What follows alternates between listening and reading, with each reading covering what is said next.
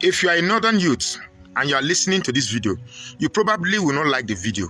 But if you pay attention and reason, you might understand that I am not mocking you.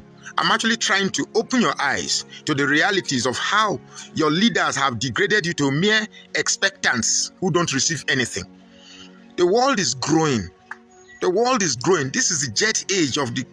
We're not even talking about computer age. We're not talking about artificial intelligence. People have explored the horizon of knowledge. People have gone very, very far. Yet we are still fighting on the basis of religion, tribalism, and things that will not set up high.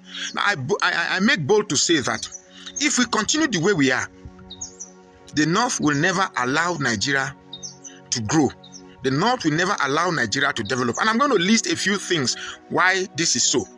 Now, the other day I was traveling from my dad's burial, and we made a stopover in Abuja in the night.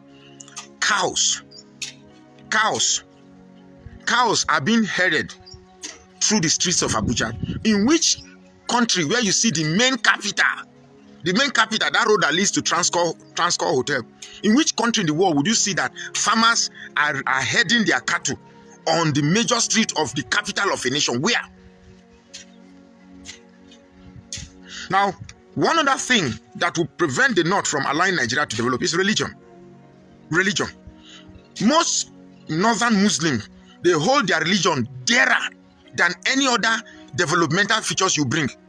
That's why most of their politicians, after looting money and stealing money, they just come and build one mosque for them. They will see that as a big achievement for that politician. Whereas the mosque does not provide employment. The mosque does not invent aeroplane. The mosque does not give you economic value. It's just a spiritual entanglement, if I should even add that. Now, another reason why North will always hold us backward is that their politicians are the most uninventive, the most uncreative politicians in the whole world. And I'll tell you why. Now, let me take Borno State, for instance. Do you know the type of land this will have? Do you know that the North is richer than the South? If only they can concentrate on agriculture.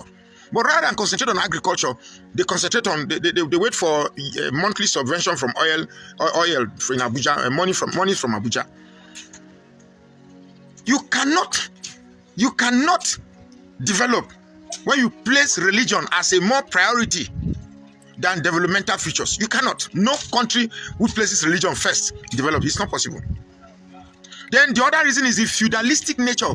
By feudalism, this is the only place where you see people pride themselves for being poor, and those who are rich also commend them for remaining poor. This is the only place in the world where you hear somebody will say, "Allah yebaka kabamu." That means God give you so that you give to me, not God give also. God give to you so that you give to me. It's a suppressive mentality and a subservient mentality that you don't believe you can become a billionaire. In the South, everybody believes that he can be a billionaire. Everybody. But here you see that, and they wrap this poverty mentality with this statement that it is what's the word I'm looking for? Not satisfaction. That means you are satisfied with what you have. You are contented with what you have. Sense of, oh, the word is missing me. What's this rubbish? That you are contented. That's not true.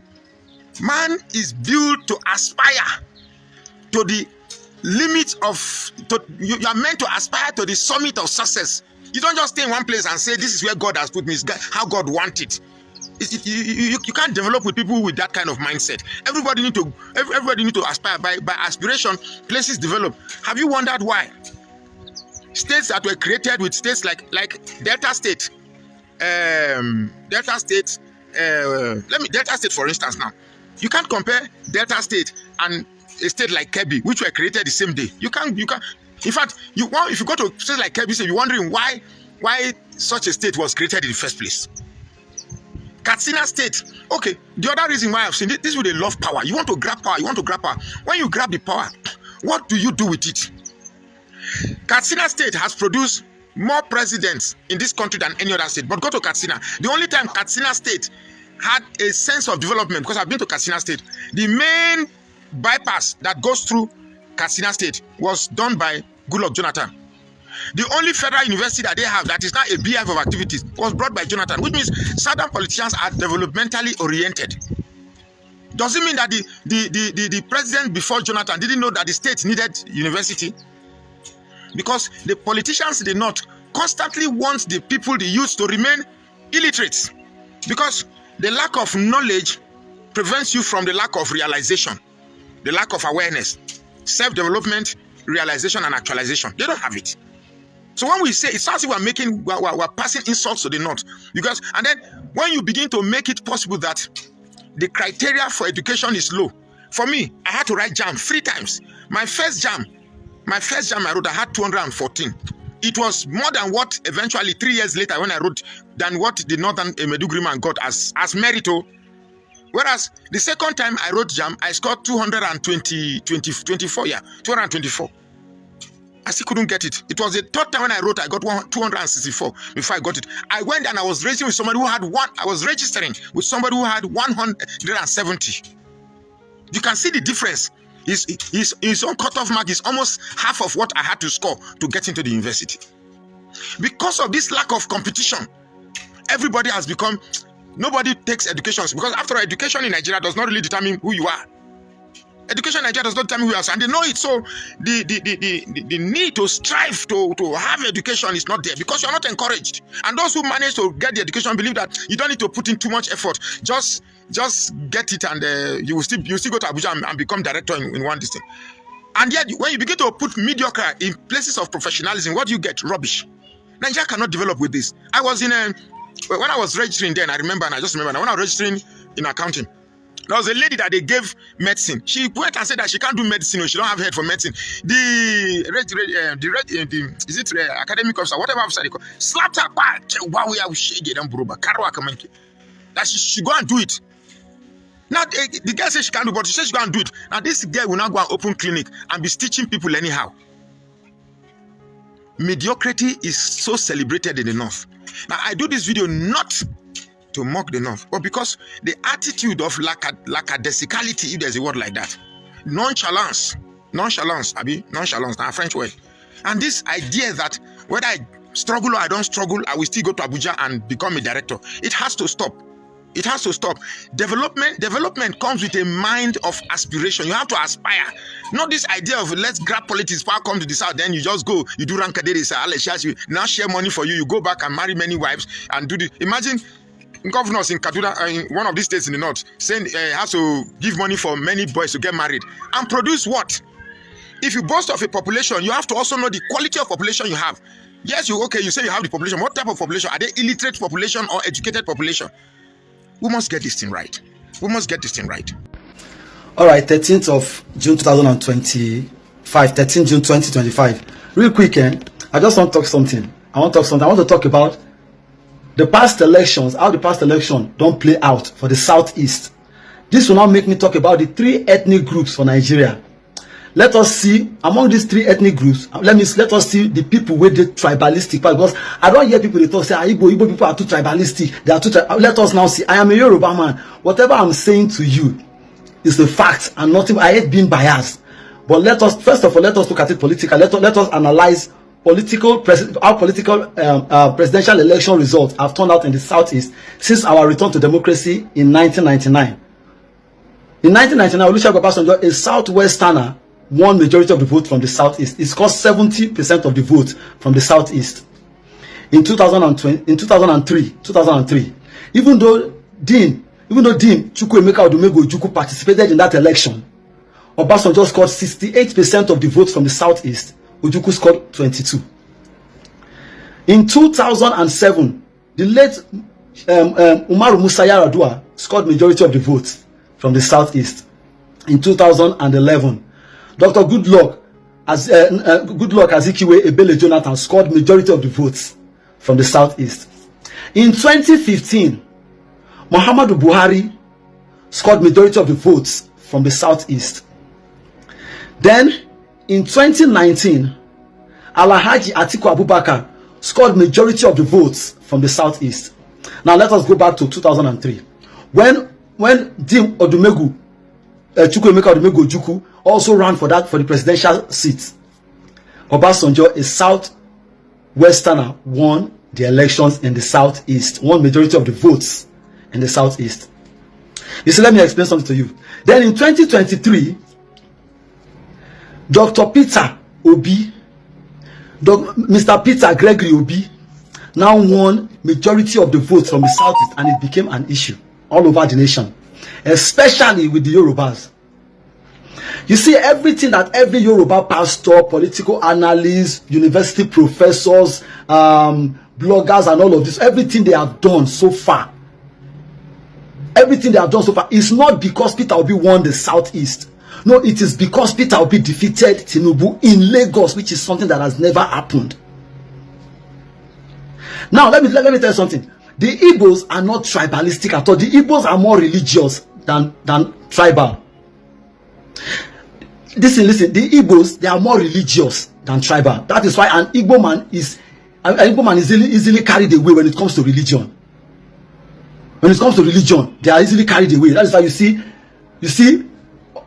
dangerous occultic men parading as prophets all over the southeast, and people are trooping after them because the Igbos are more religious than tribal. Igbo man know they practice tribalism, but they are more religious. Then the Yoruba man is more tribalistic than religious. Let me tell you. That is why you see in a Yoruba, in the settings of a Yoruba family, let's say a family of 4, the father, the mother, 2 children. The father may be Christian, may be Muslim, the mother may be Christian. The 2 children will decide to go to church with their mother, and the father will not complain. I'm not talking about those Muslims from the Kwara or those ones they don't buy with the medicine, not be the one at the talk. I'm talking about those ones I'm talking about, you understand? That is why you see in an Igbo family where they are all Catholics, a child is not allowed to go and marry. It is very difficult. It will be very difficult for a child to go and marry outside the Catholic settings because they are more religious than tribal. Then the Hausas are both tribal and religious, but they are more of religious than, like, their religion is something that they can even buy for. Why do I say this? Everybody keeps talking about the Yoruba, the Igbos, they voted for Peter Obi, they gave Peter Obi all their votes, blah, blah, blah, blah, blah. When they gave Obasanjo the votes back to back, 1999, 2003, it was okay with us, the Southwestern, right? When they gave Yaradua their votes in 2007, it was okay with the North. It was okay with everybody. When they gave Jonathan their votes in 2011, everybody was okay. When they gave their votes to Buhari in 2015, it was okay. When they gave it to Atiku in 2019, it was okay. And then they gave it to Peter Obi in 2023. All hell was let loose. And it become, you voted for your brother, and you're telling me not to vote for my brother. I listened to Shegun Showunmi, and I got irritated. Like, so now it is about tribe. And there are those of you, you see, there are those of you that I really believed in. Some of you I really believed in. I really thought, oh, you are for the people. But I have carried out my investigation, and I've seen that some of you use your media platforms to actually campaign and support Tinubu. Because you cannot be leaving Tinubu, who is destroying the country, back to back, and you are attacking Peter Obi, and then I don't understand. Peter Obi, and the funny thing, Peter Obi is not even occupying any political position in Nigeria as of today. So why is Peter Obi the center of your attacks? Why is he the center of your attacks? It is outright madness. I just want to clear the air. The Igbos voted for Peter Obi in 2023 because he is the most competent, the most sound of all the presidential candidates, the most serious, the most sound, and is the only one that has the crowd to challenge the APC. The obedient movement, and that movement is not dying anytime soon. If you think obedient movement is going to die, you'll be living in dreamland. Just be dreaming. That movement is here to stay, and 2027 will even be more massive than what you saw in 2023. Do you understand it? So, in my honest opinion, I just want to clear this air that Igbo people are tribalistic. No, that is why it is only in an Igbo company. A company owned by an Igbo man, you see him putting a Yoruba man in charge. Because the Igbos, as long as you can help them move their business, so they don't care where you come from. It is with the Yorubas. I used to think that with the Yorubas, we are not tribalistic until Tinubu ran for office of president. Then I saw the demonic influence. The demonic influence in our own tribalism is a demonic one. That people will be dying of hunger, they will be begging, they are literally begging, they are literally starving, dying. They every day they slump into abject poverty. But tribalism has blinded them so much that they will not leave the man. And the one that is paining me is those of you with media houses, those of you with blogs, those of you with huge fan base. that are brainwashing them, making them believe that you are on the same page with them. But the foolish ones, they will not understand that no, you are getting your paycheck from the government. They are lagging behind. My name is K Baba. The truth is still the truth. Mahatma Gandhi said, "Speak the truth, even if you are just a minority of one. It does not change the truth from being the truth." My name is K Baba. See that truth one I know like 19 I will tell you now. We just start 2027 go loud. Obedient movement is here to stay. Are you excited now that President Bola Tinubu is on the way to delivering those promises he said he promised Nigerians in 2023? Excited? Oh, I'm very sad that we're 2 years into the regime, that we're in this situation, we're in a conundrum. And as you introed your position about the government, I also was watching when the chief, I think it was the chief of defense staff or chief of army staff, who had just told Nigerians that they're helpless.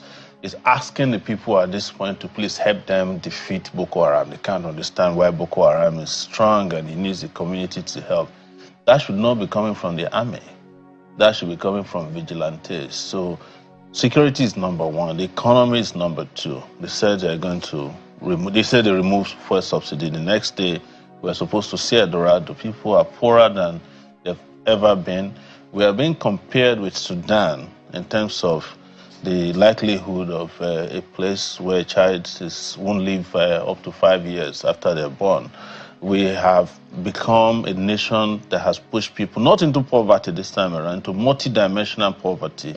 In 1970, there are less than 7 million Nigerians in multidimensional poverty. In 2025, there are over 170 million Nigerians in multidimensional poverty. The minimum wage in 1975 is better than that of 2025. So tell me, in which area did they promise they will help this country that they have assisted the country? So they declare that there's going to be renewed hope, but everywhere is hopeless. It's renewed hopelessness. And we're not just saying this, we are speaking as people who are Nigerians who observe this, who know this, and who can tell you categorically that the Nigerian people are worse than they were a few months ago. I'm not even going to talk about it. Are you saying this as a bitter person who lost the election? I mean, because I've said this several times on your show that we shouldn't be discussing election because we never had an election. In because you are still an opposition voice. Yeah. You ran the election. The fact that you ran in that election. I ran in it. And it's almost impossible for you to be able to agree with the person you said you could do better than. No, if they are doing better, even if I disagree with them, the rest of the country will be on their side. But they are not doing well. They are not doing anything, as a matter of fact. They're just huffing and puffing. There is nothing in the last 2 years that is good in this country. You go out of here and go tell Nigerian people that there's something that's happened in the last. I mean, there are a few things that people could applaud. The loans being given to students. Loan given to students. Did a man not just come here now and say 250 billion naira was stolen between 2021 and 2022 from the public? This was found by the accountant general, and he broke it down. People were overpaid, monies that were not returned, contractors that were overpaid. I'm talking about the loan 250 billion naira. You were a former student union leader. I went to the University of Lagos, paying 90 naira for accommodation and 45 naira school fees. How can you ask me to applaud somebody who is giving loan for people to go to school? I went to school in the US. I paid loans. It was the worst decision I ever took, to take loans to go to school. People are getting depressed, committing suicide in the US because they took student loans. The Biden administration wanted to repay back all the loans, but the Supreme Court, of course, their court system didn't allow it. I'm just using that to tell you that it's an antiquated idea that you ask people who are not going to find jobs when they leave the university to take loans to go to school. But you are subsidizing people who do nothing in the country with huge amount of money. I just mentioned to you 250 billion naira. How much was the amount of money that was allocated to student loans? Was that up to 250 billion? But that was in the Buhari. We're talking about Buhari. By the time the accountant general is done with this one, with this government, you probably will find that there's 3 times more money has been stolen in the last 2 years. You don't agree in the manner in which the subsidy was removed, but do you agree with the unification of the exchange window? I was on the show with you here, and I told you that I won't float in the naira because The naira is not something that you toy with. It's the national currency. You cannot subjugate the naira to the whims and caprices of market and speculators. That's what they are doing to the naira. That's why. How is it that the Nigerian naira, has less value than the currency of the guys in Cotonou and Ghana? What did they do differently? It is economic policy. What would you have done differently? We've discussed that several times. That first and foremost is to have a monetary policy that is about strengthening the economy. It's about people who are competent. Our monetary policy is about buying and selling of forex.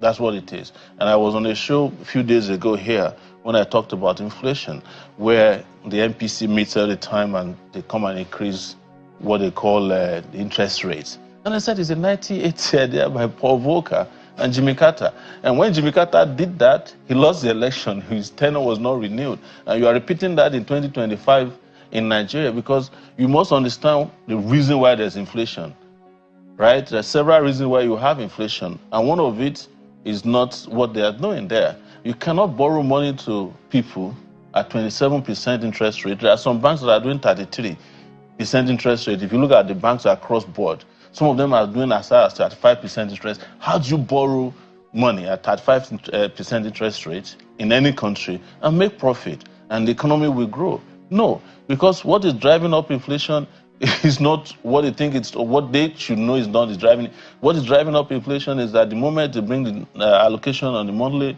basis, they're going to change it to dollar. Nobody is productive here. They are buying and selling forex. Governors, everybody is doing it. That is the problem.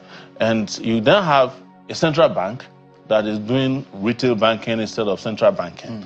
And you want those set of people to fix your monetary policy. You have your own manner in which, and you don't agree with this government in the manner in which they're going about it. Yes. Some institutions, global institutions, have said, look, these are audacious moves being made by this government. And this government have come forward to say, look, whatever we are doing, for example, we have immediate and temporal pains, but we shall be seeing the benefit in a longer term.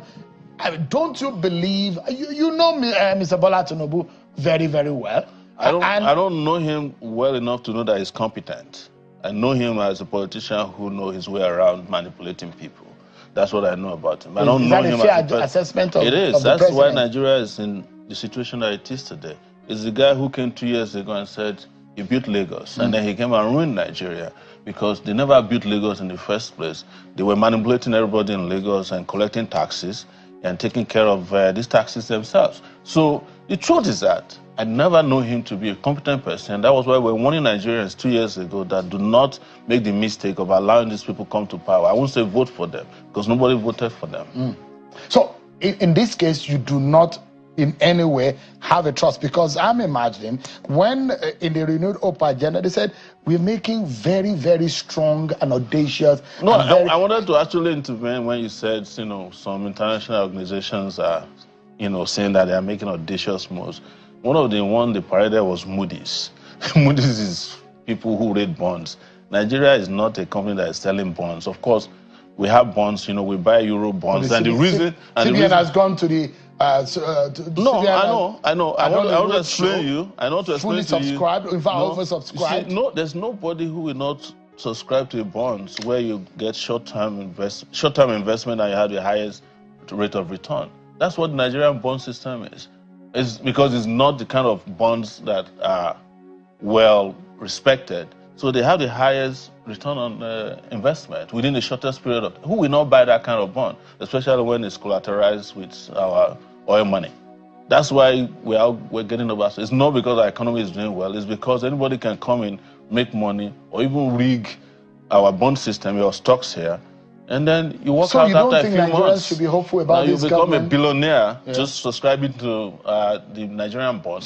Because it is the kind of bonds that gives money to investors who don't care about So you don't think Nigerians should be hopeful about this government and its policies? No, I shouldn't. I don't think so. And I've warned Nigerians, and I'll keep saying it, the more you hope, the more you lose regarding this government. What should they then do?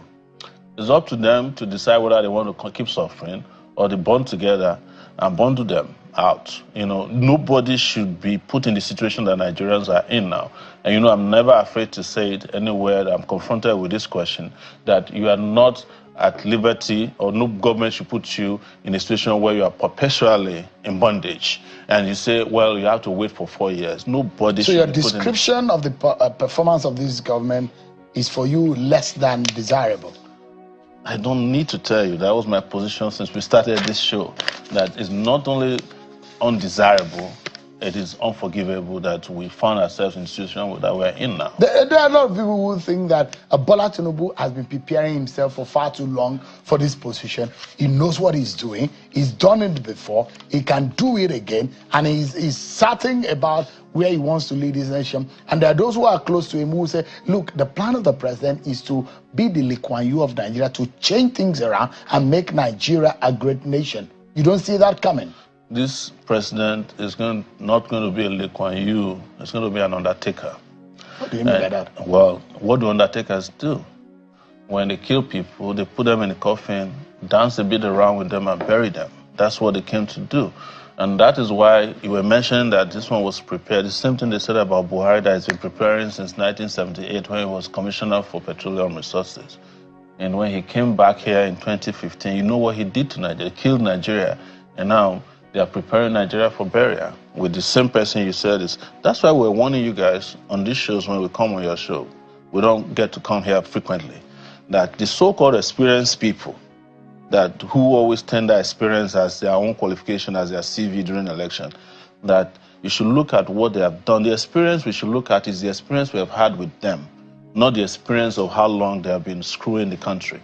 And that is why we must keep telling you this, and we'll say to Nigerians, no matter how much we get airtime, we will warn you and say, look, the earlier you get to know what is happening to you, the earlier you reject it, the earlier you fight back, the better for you. Don't let anybody deceive you that somebody is going to become a Lee Kuan Yew of Nigeria. When Boko Haram that he met in Borno State is already in Kogi State. When the Naira he met at 460 is at 1,650 today. When the salary of workers, when it was 15,000 Naira, is less than the 70,000 Naira that it is today. When the roads that they said they are constructing 700 kilometers, they only did 30 kilometers. They are telling you that in Ondo State, I called Ondo State today, I want to see the plan for Ondo State. They don't have it because they never plan to construct any 700 kilometers road. They just want to do 47 kilometers from Eco Atlantic to Dangote Refinery, and then the rest of it, they'll be playing with you. We warned you about all this, and this is government of liars.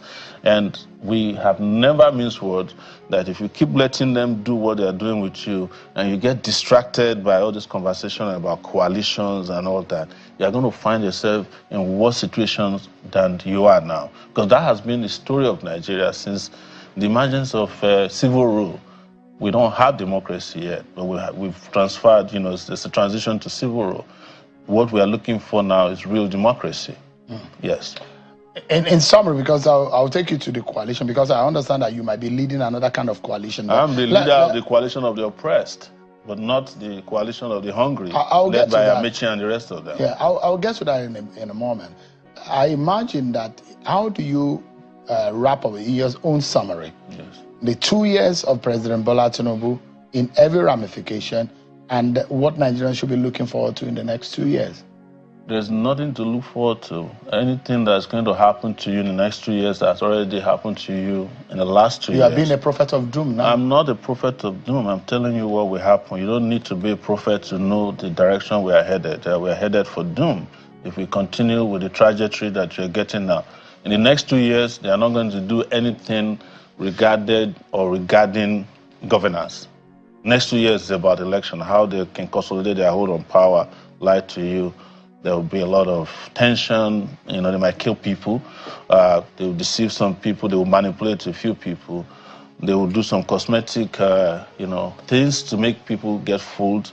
They will set up fake coalitions so that you think that, they have opposition. What they are very good at doing now is that they set up their own opposition. I walked in here, I was joking with a man from PDP. I said, you are the APC branch of the PDP.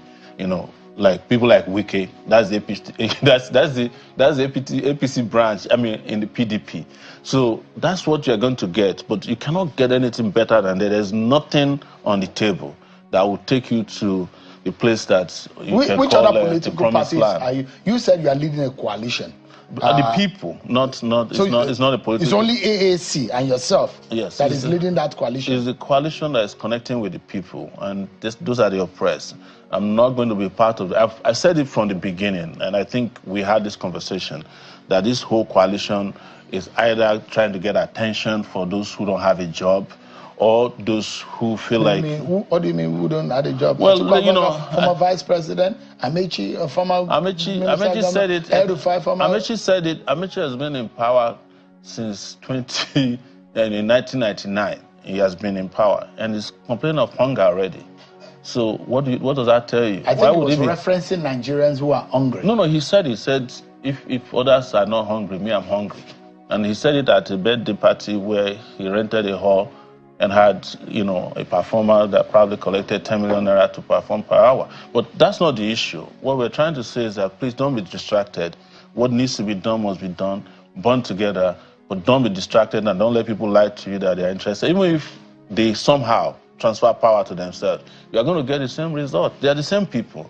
Just changing uniform and changing parties overnight is not the same. So you're not joining the articles of this world, the Rotimi Amechi, the El-Rufai, and those who are saying that enough is enough. In fact, El-Rufai said they will not allow this government to go further than 2027, and in fact, they will send President Bola Tinubu back to Lagos in 2027. And you don't think, that's what you wanted to. You've lived all your life wanting to become Nigeria's president. Do you know the first time I knew about that article, 1992? It was contesting against Abiola, and I was a senior union president at the University of Lagos. If I didn't join him when I was 21 years old, knowing who they are, why would I join them when I'm 54 years old, knowing who they are? And having covered them, having understood them, I know all of them, I know their character, I know they mean nothing good for the country. What's your strategy? Since you're a lone man and a lone voice. I'm not a lone voice. You said you're not joining the coalition. No, the coalition is what is lonely. That's why they can't even hold meetings. That's why they can't find a party to join. They were joining SCP one day, the next day they're in ADC. Now they say they want to register a party. That's loneliness. Because any coalition that is without ideology is a lonely coalition. A coalition without conviction, a coalition without character. Coalition without integrity. There are those who are of the opinion that if things go on and opposition parties are not united and coordinated, it's going to be an easy ride for Bola Tinubu and the APC. It is what they are doing that will make it easy for him to run, that will make him easy to return to office. They are preventing the real organic coalition of the oppressed to fight. People are getting distracted. Nigerian people actually think these guys are fighting. What is the best way to have a headway? 2027. Is for the people to understand that the only way out is the way they design for themselves. And who is the best man for the job? Here you have me. And I'll keep telling you, regardless of how long you dismiss it, one day you thank the moment that we shared together, that we gave you an alternative, but you rejected it. Are you talking to the Nigerian people? Not I'm talking to Nigerian people, including you. No, I'm a journalist. Yes, because you are Nigerian. I'm also a journalist, don't forget. No, you used to be one. I'm still a journalist. So but you're a politician now. I may be a busybody journalist, but I see, it's a profession that I actually did found and I love. So, but, as I always say, there has to be a different direction. And the word you don't like, it's a revolution. There has to be one. Omoyele Sowore, AAC presidential candidate in the 2023 election. Thanks so much indeed for your time.